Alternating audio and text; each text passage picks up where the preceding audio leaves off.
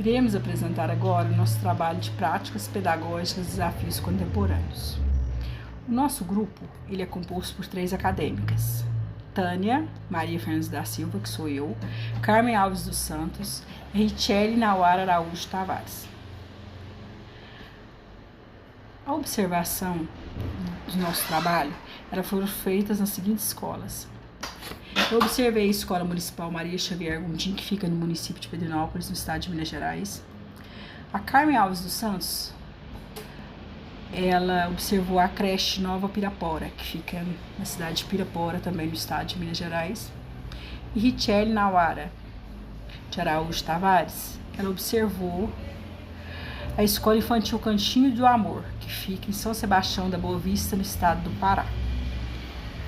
Sobre o roteiro de observação, nós podemos observar vários tópicos muito importantes das escolas. Por exemplo, sobre a infraestrutura escolar, se ela atende às necessidades dos alunos e também dos professores, se a infraestrutura da escola contempla acessibilidade, se elas têm rampas de acesso, se elas têm banheiros adaptados, piso tátil, se elas possuem esses itens. Sobre a acessibilidade e inclusão de pessoas com deficiências, como que os alunos, os deficientes, os especiais, são tratados na escola pelos professores, pelos funcionários. E se a inclusão ocorre entre os estudantes ou não.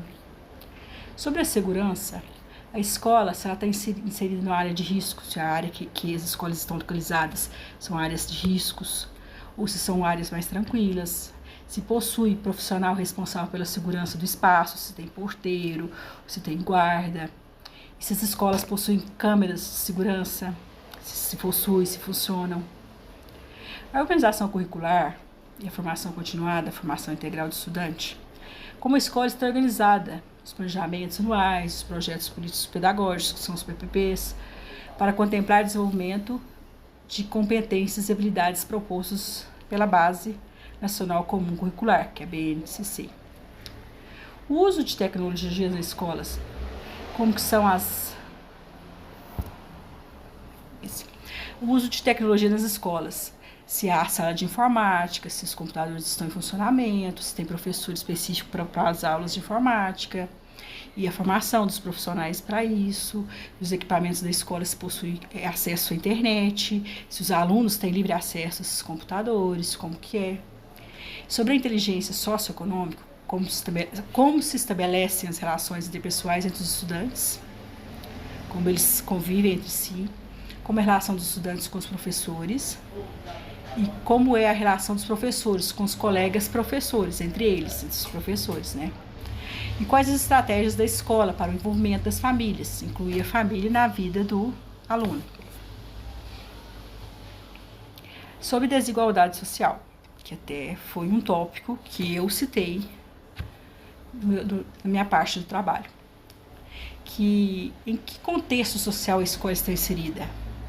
Se a escola é de mais de renda média, ou renda alta, ou renda baixa? Qual o perfil socioeconômico público de atendimento pela instituição?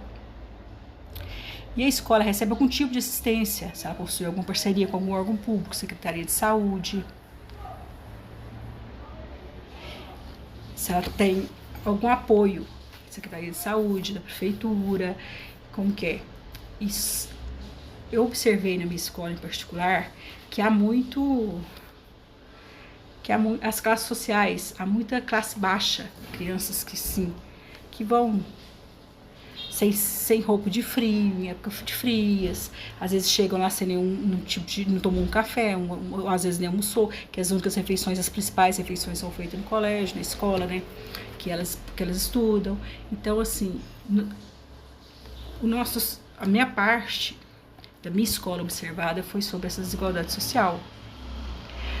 Mais acessibilidade e inclusão também é um fato, não foi o problema da minha escola, mas é um fato muito comum em todas as escolas. Obrigada. Essa foi minha parte. Boa noite, sou a acadêmica Richelle e irei falar sobre os principais desafios observados por cada um dos integrantes do grupo. Os quais a gente encontrou foi a desigualdade social, a infraestrutura e acessibilidade e inclusão de pessoas com deficiências. Iremos começar a falar sobre a desigualdade social. Hoje, a desigualdade social é muito comum em qualquer lugar em que a gente esteja, sendo uma sala de aula, sendo no trabalho ou em qualquer lugar. A desigualdade social sempre estará lá. Estará lá como? No gênero, classe econômica, autismo, na cor, na religião. Há muitos professores que são muito racistas.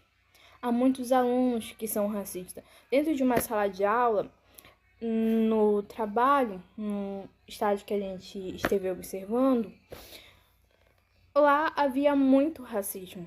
Porque são crianças pequenas, porém, já estão crescendo com este hábito. Chamam para o outro, desculpe a palavra, macaco.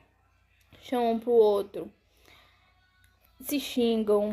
Então, começam assim. Então, outra parte é sobre a classe econômica.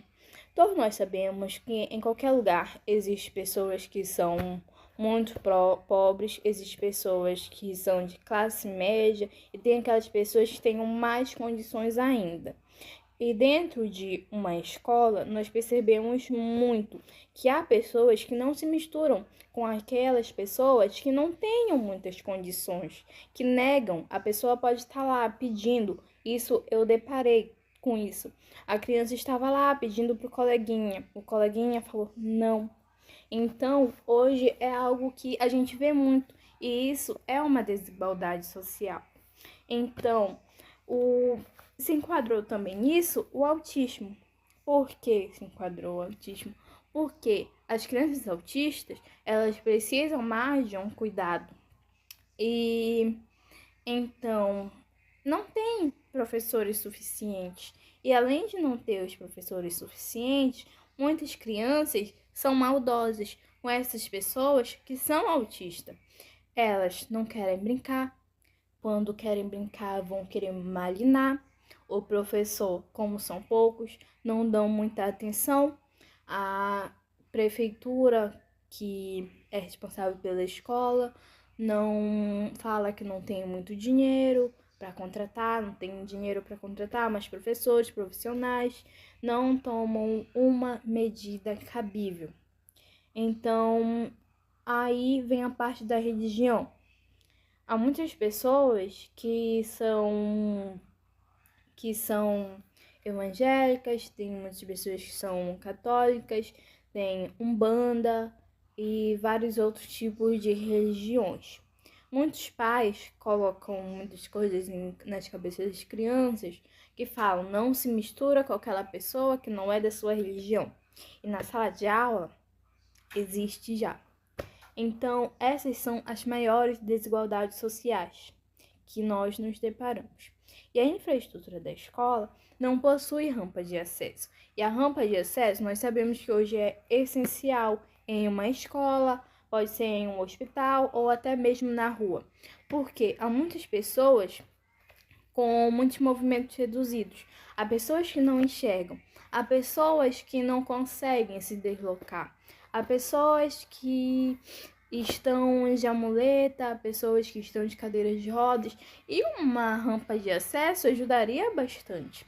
Os banheiros não são próprios para os que tenham problemas de saúde, que precisam mais de um cuidado. E isso é difícil a gente ver em uma escola. A infraestrutura de muitas escolas hoje em dia é péssima.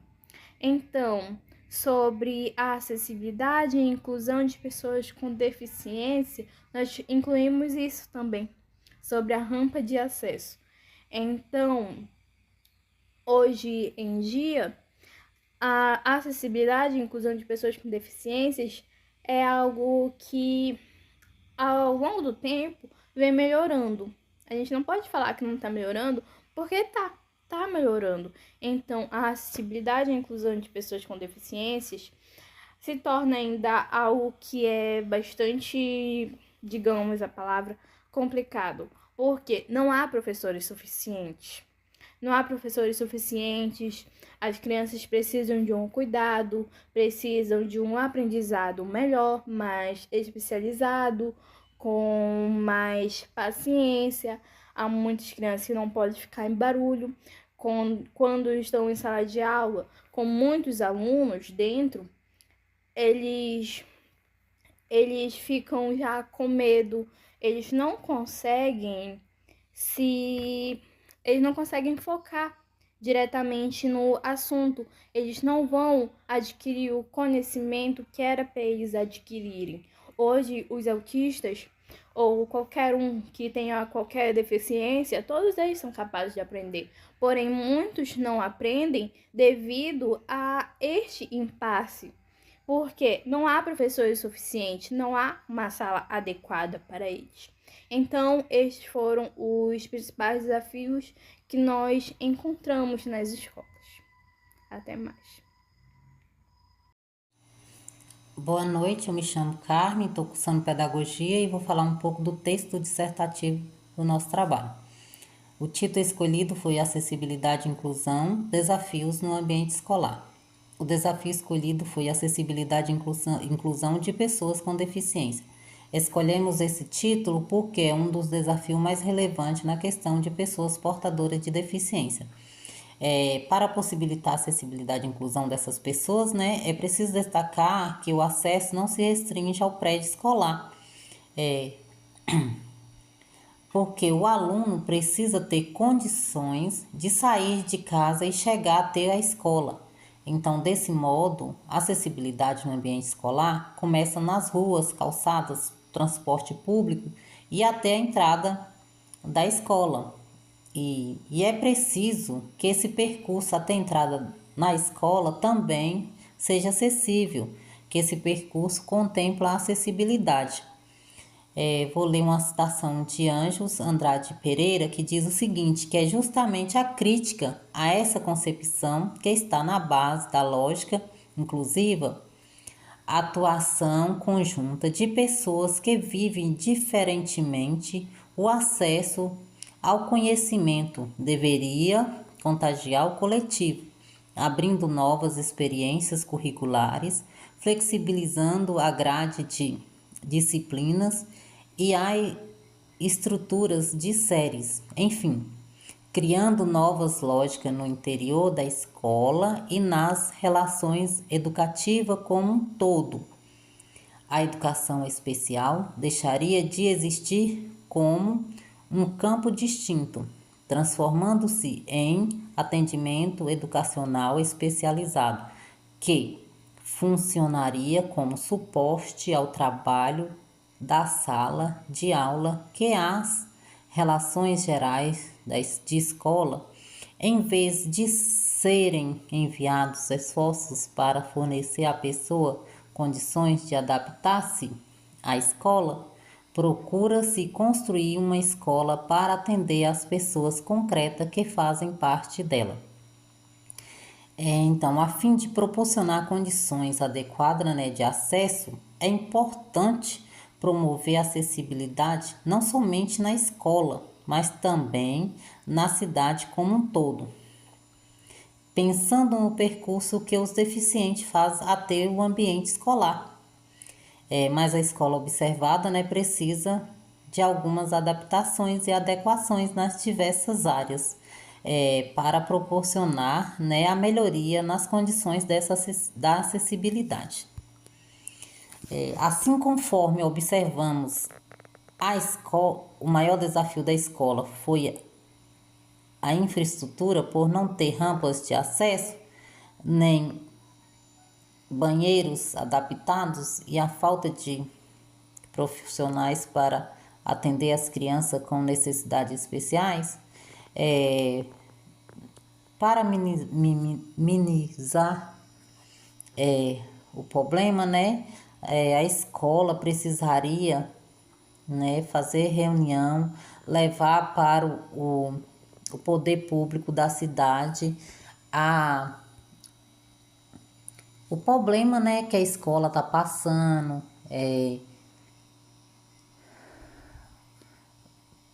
o desafio, né, que essa instituição está passando, né, para a melhoria da estrutura da escola, para que torne, né, um ambiente acessível, para que melhor atenda as crianças deficientes. Então, este trabalho, né, contribuiu muito para o nosso aprendizado. Aprendemos a ter empatia com as pessoas portadoras de deficiências e suas vidas.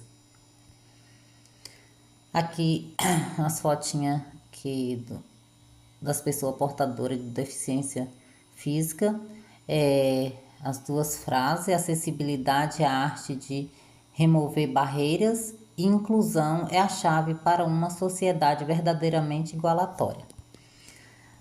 Aqui é uma fotinha nossa, e terminando nosso trabalho com a Declaração de Salamanca, 2094, que diz assim: traz a educação inclusiva como possibilidade de reforçar a ideia de educação para todos. Assim finalizamos o nosso trabalho. Obrigada.